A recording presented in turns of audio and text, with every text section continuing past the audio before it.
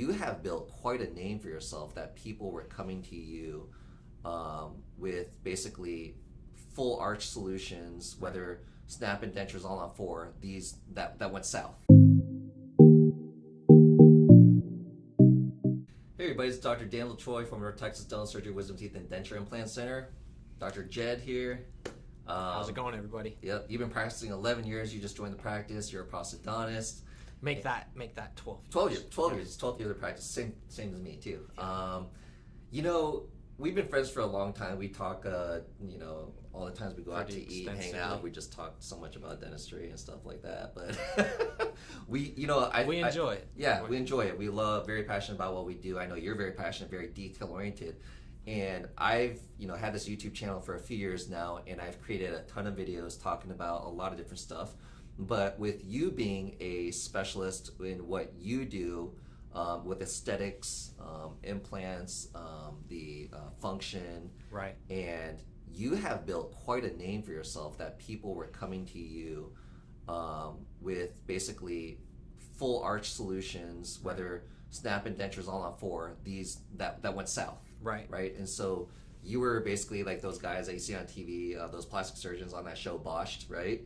That you were the guy that helped fix these patients. So I want the people to hear basically what we've talked about before about your personal experiences with, again, the snap and dentures all on fours, that basically, to let patients know in regards to if they know what can go south. Right. Or so how they can avoid some of these situations, and also if they are in that situation, how can they fix it? Right. So some avenues. So let's start off first with the implant dentures, snap in, snap on dentures, implant over dentures, all that stuff. So what have you seen?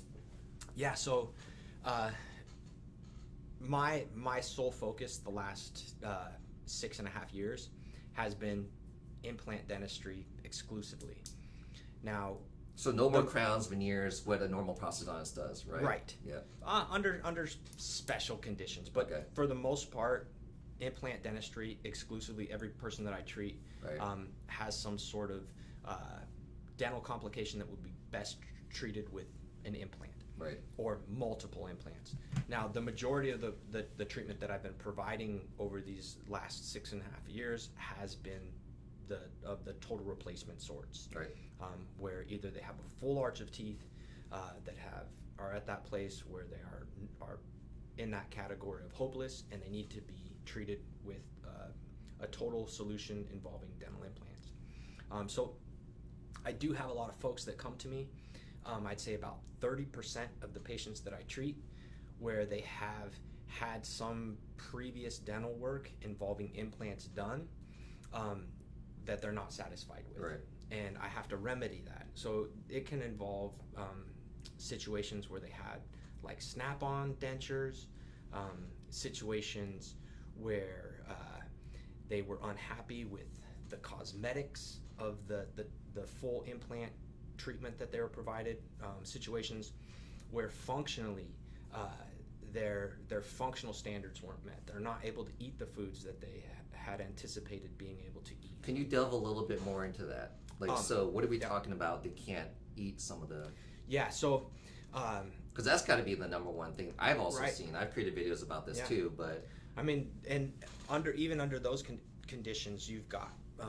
so if it's like a snap-on type of situation where there's instability to the snap-on... It's rocking when they're trying to chew. Right. It pops off some of the attachments and stays on others, and it rocks. That can be very dissatisfying. That can be... Oh, heck yeah. They spent over $10,000. They spent a ton of money. A lot of time. Of multiple appointments. And if it's rocking. And that's just purely based on engineering. The design work that was put into creating that set of teeth and creating the foundation for that set of teeth. So what you're saying is not just important that a person place 4 implants wherever they want to in the jaw. Basically, the engineering principles of where you place those implants. Distribution. Angulation. Angulation. Ensuring that those implants provide full support for those teeth, because the implants, they are the support. They are the foundation. if you don't have a proper foundation upon which to build the teeth, then you can't expect them to be able to tolerate the stresses that they have to be subject to when people are trying to chew. I mean, the mouth is a very high stress environment, right? And you have to take that into account when designing these complex types of rehabilitations. I find myself clenching even during the day sometimes, right? Right. And then you remember from dental school, like the envelope of motion, right? Right. It's like, this is how you're chewing. It's like a weird, they call it the envelope of motion. Right.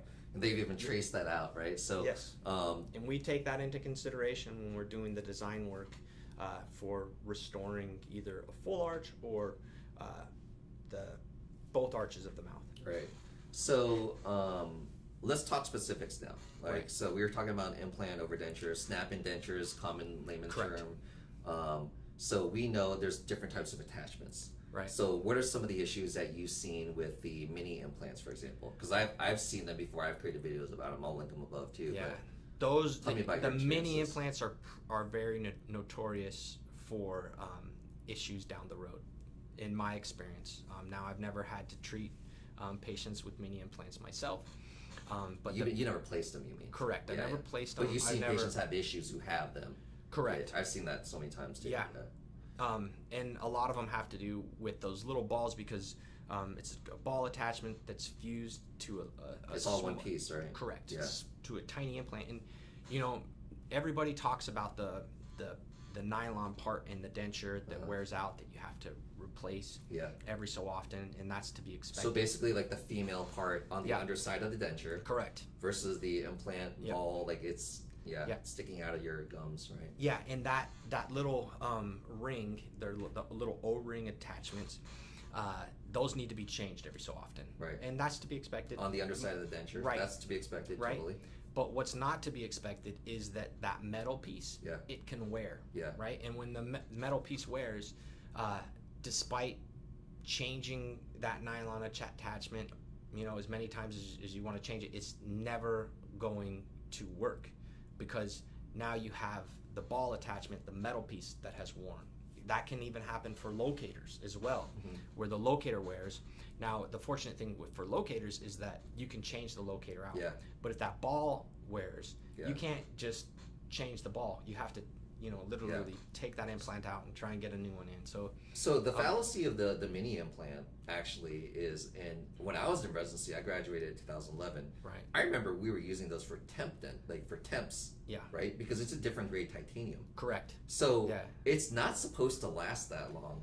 And people, unfortunately, I hate to say it, certain types of dentists are using this because they as go to a definitive. They go to a lecture who someone's like marketing it and trying to teach dentists, hey, you can place your own implants for implant dentures.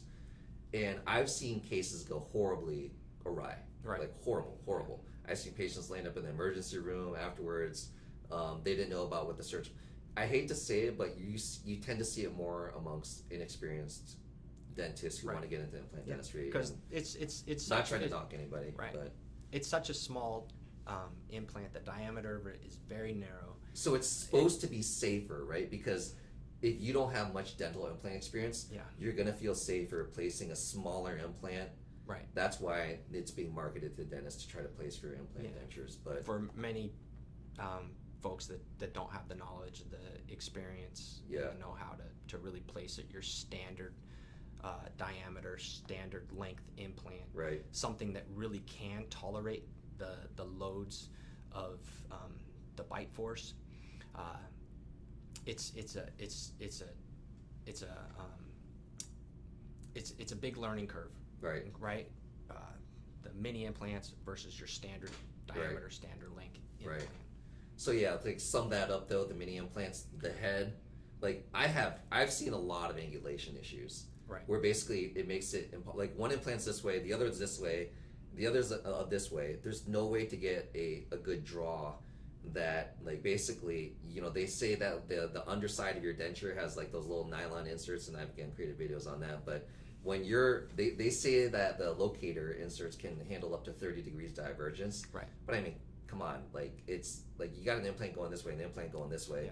your denture, that nylon insert is just going to wear like crazy over time. Yeah. And then how that manifests as issues, right? Patients are saying, hey, it fit great day one. Right. Then 3 weeks later, my denture is like, I can remove it with my tongue, and it like clicks, it falls off, right? Yeah.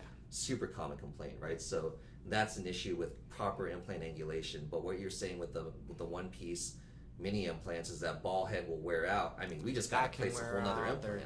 We can't just change the locator head attachment. Yeah. That's one piece. We got to place a whole nother implant and remove the other implant. So, and then once we do that, then you're going to have to get whole other set of attachments and adjust with your denture and all that good stuff, right? So it's just a messy path. So now, what are your experiences with like the hater bar clips or the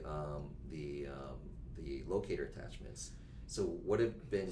That's a similar type of scenario where the metal again can wear. Mm-hmm. Those little nylon attachments, you know, they're not as strong as the metal, so usually they wear out faster. But over time, you know, the stresses that they put on the metal of either the locator or the hater bar can cause them to wear. Right. And then, you know, folks keep going back to their dentist to have those little nylon attachments changed, and it doesn't work anymore. Right.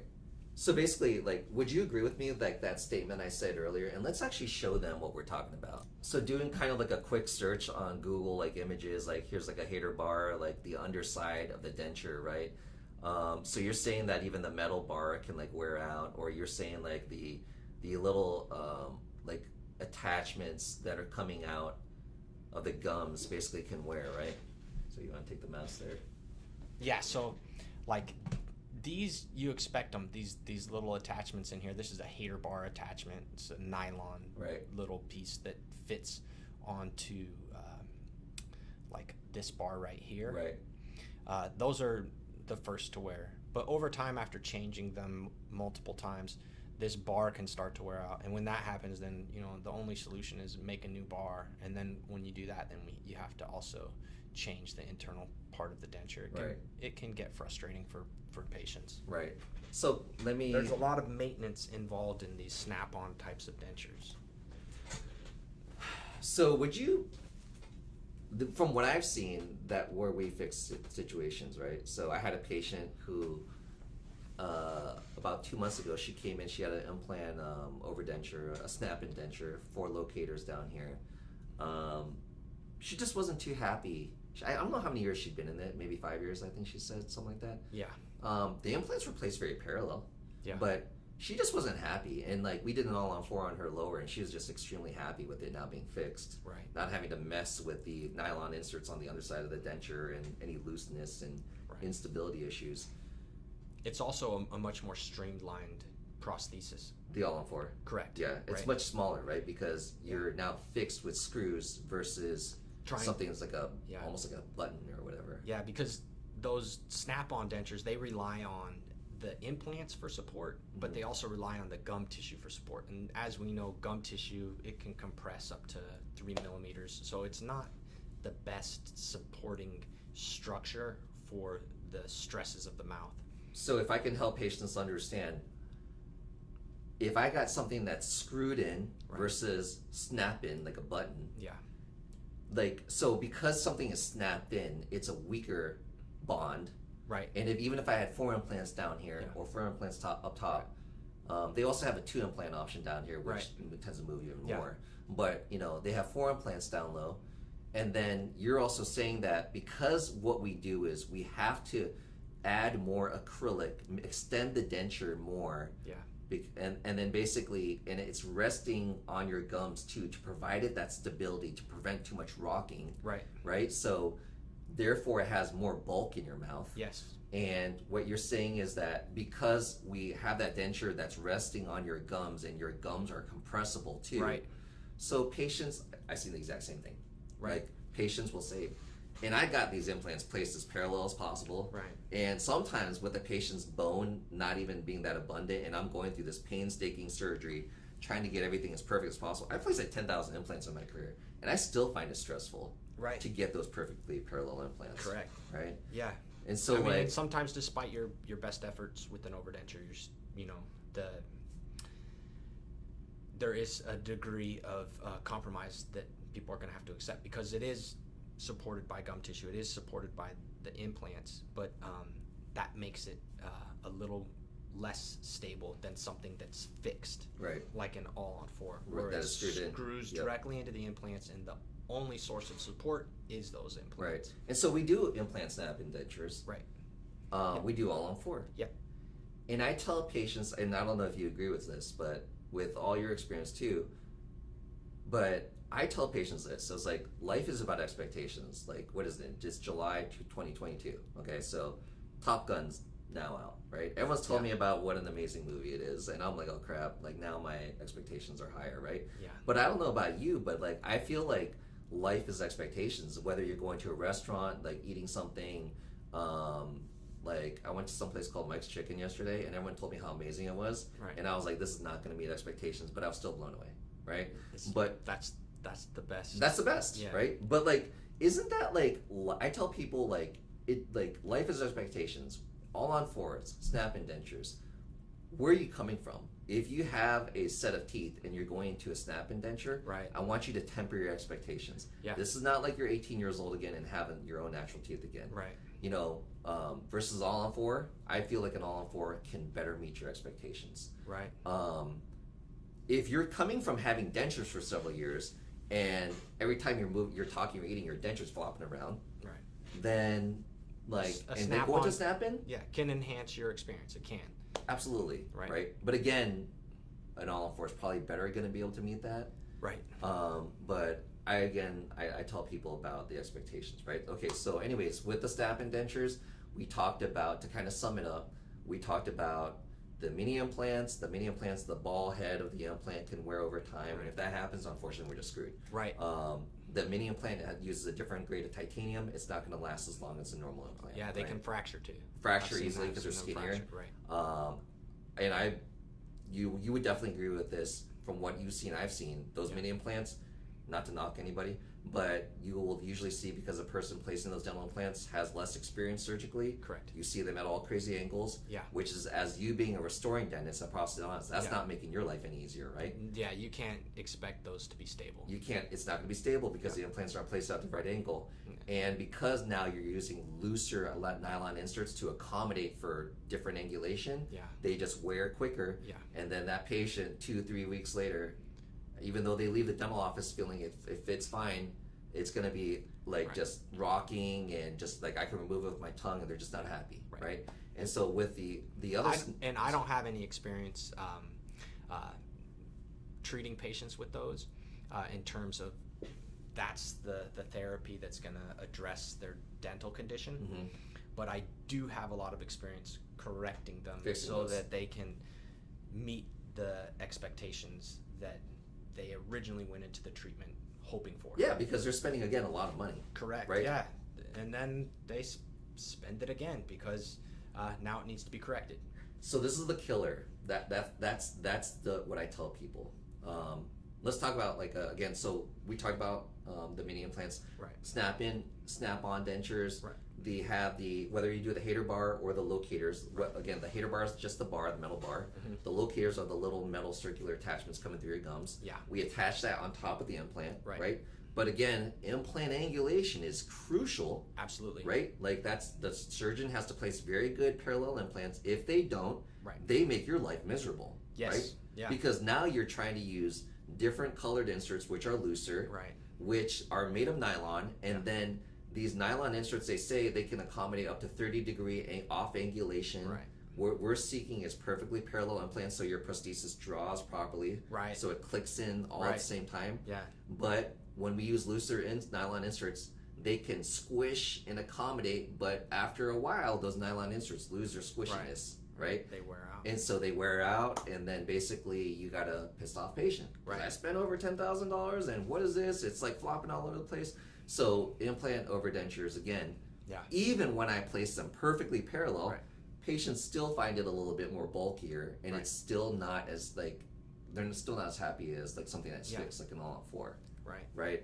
So that's, I think, with us practicing as long as we have, we both seen the same things in our practices, right? Yeah, I mean, regardless of what treatment that you provide the patient, it has to be executed with the right right intentions and in the right specifications in mind. So the design work is critical. If it's an overdenture, if it's an all-on-4, the design work is just first and foremost. And so ultimately, designing and then execution. That's what we're correcting, is because of design flaws a lot of times. Right. So in order for you to do your job properly as a prosthodontist, you're saying me as a surgeon, I needed you to do my job properly, right? Yeah. And then we got to work together too, because a lot of times, it's about communicating the position of those implants relative to the teeth, or if there's some underlying structural problems with someone's bone, we need to figure out, okay, how can we navigate this so that we can accomplish an end result where the patient has a set of stable teeth that are functionally acceptable, that are going to allow them to basically eat all the foods that they have in mind to eat, and they have a set of teeth that, from an appearance perspective, looks attractive. Right? And also being able to keep things clean so that they have a solution that's going to last them for the foreseeable future. Right. That's the goal. So do that, and you've designed a good treatment to address 99.9% of the dental issues out there. Right. Now, I tell people also that with what we do, me being the surgeon, we're in North Texas where we have foundation issues. Right. You're from California. No, you're from Reno, right? Nevada originally. Yeah. Do they have foundation issues up there? Just depends on the construction company that was. But I mean, the soil, is it as bad as here? Not as bad. Not as bad. Okay, it's pretty. Right. It's really strong bedrock there. Okay, good. So I'm from Ohio. I'm born and raised, and then we don't have those foundation issues. We have basements. So well, when you can. I mean, you could. But when I moved down here, I was shocked at the foundation issues. They were talking about the clay and the soil and stuff like that. So why I say that is your dental implant prosthesis. I tell people it's the looks and the function that get the glory, right? Yeah. But if we don't lay those implants correctly, then I can't. You can't do your job, right? And then also, if I do my job properly, and then the aesthetics or the function are off, then I've just wasted an opportunity to make the ultimate treatment for that person, right? Because you've done your job, but yet the job of the restoration is not met. So it's very important that we both do our job properly. Yep. Right. Goes without saying. 100%. Right. Yep. So let me say one last thing. Now, we talked about the implant overdentures. This is not a video about talking trash about implant overdentures. Right. We do overdentures. Again, we tell patients you got to manage when expectations. Done, yes, correct. When done correctly, they can provide a solution for many people that is an enhancement from where they were previously. Right. Let's talk about all-on-4s. Right. Something fixed, something screwed in. Correct. Yeah. Okay, so 30% of your practice previously has been fixing other issues. Yeah. Tell me a little bit more about what you've had to fix. So these revision types of scenarios, talking mainly about situations where patients had been treated with implant therapy and afterwards it didn't meet their levels of satisfaction. So the main issues that I see are related to appearance, functionality, and sometimes situations where implants are failing. Okay. So those. Why would implants be failing? So me being a surgeon, I'll have my views, but what are your thoughts? So can be that the prosthesis that was made, the person can't keep it clean. Okay. So you see a lot of bacteria around the implants, and you can see where the gum tissue is very irritated, and it bleeds easily, and as a consequence, you tend to find implants that just don't last as long as what you would expect. Right. And then I've also seen cases where basically the implant's not buried deep enough. The implants are way too wide of an implant. I need to create a video on this stuff, but there's we just recently went to Boston for the ISPRD meeting. Right. Love that meeting because I honestly think it's the best meeting that for specialists. It's great. Yeah, it's amazing meeting. yeah, because it combines the surgical and the restorative components of treatment. Right. And it's all about partnering together to accomplish the ultimate result. The best restorative and surgical dentists literally in the world. Yeah. Talking about the most advanced procedures, the newest procedures. Yeah. What the research is showing. Protocols. Protocols. Everything. Amazing meeting. Yeah. But why am I even talking about that? But I don't remember. But anyways, So I mean, we've got the reasons why implants we're failing don't like last, right? A lot of times cleansability can be a factor. Even if cleansability, there's certain things done from a surgical standpoint too that I've seen. Yeah. They use way too large of an implant, not enough buccal bone. Right. All these things that happen. Yeah. Right. So you can have design issues where the restorative dentist didn't necessarily know how to fix those implants, and that I would say is probably due to lack of knowledge, but also lack of communication. Mm-hmm. So the communication between the restorative doctor and the surgeon, right? Mm-hmm. Where the surgeon basically placed the implants and just gave the patient back to the restorative dentist to then make them a set of teeth. And the restorative dentist, a lot of times, from the way that I would see the case being done, a lot of times I'm not able to communicate with the doctor that previously treated the patients. Mm-hmm.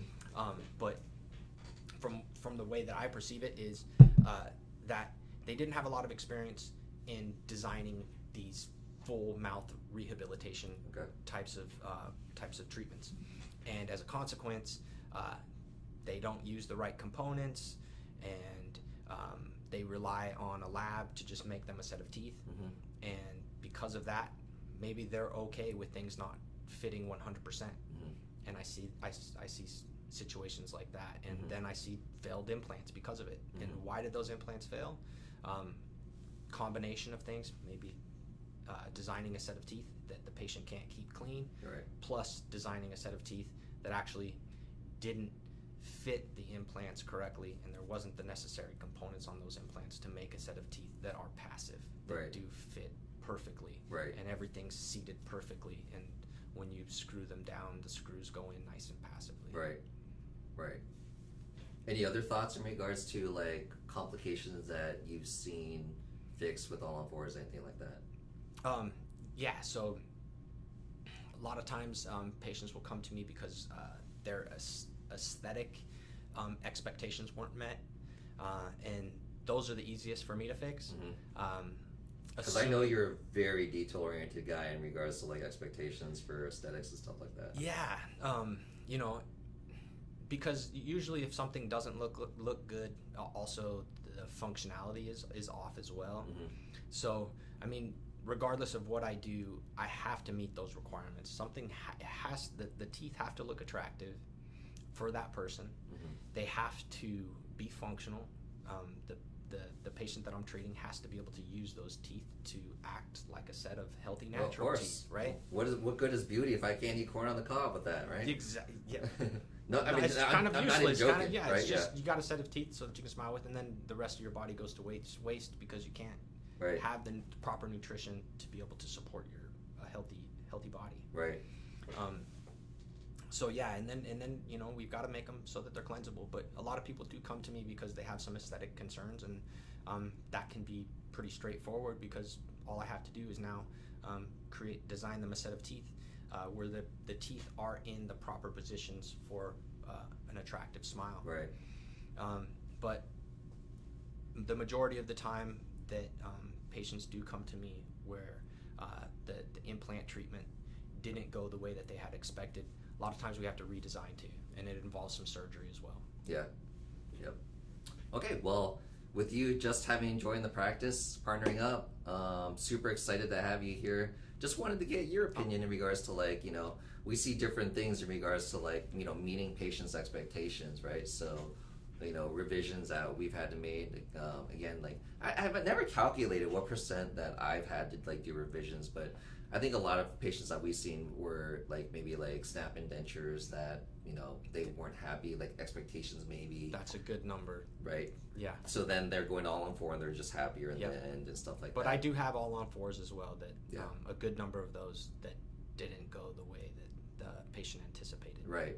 No, it's funny too because yeah, actually I'll talk about another video. But yeah, awesome. So we're super excited to have Dr. Jed here joining us here. So if you guys have any questions about anything that we talked about, we'd love to answer questions. So we actually do check the comments. So please feel free to leave a comment below. If you found this information helpful, give us a like and follow on our channel. And if you're really interested, come on in for a consultation. We love to give you our advice. We've been doing this for a long time.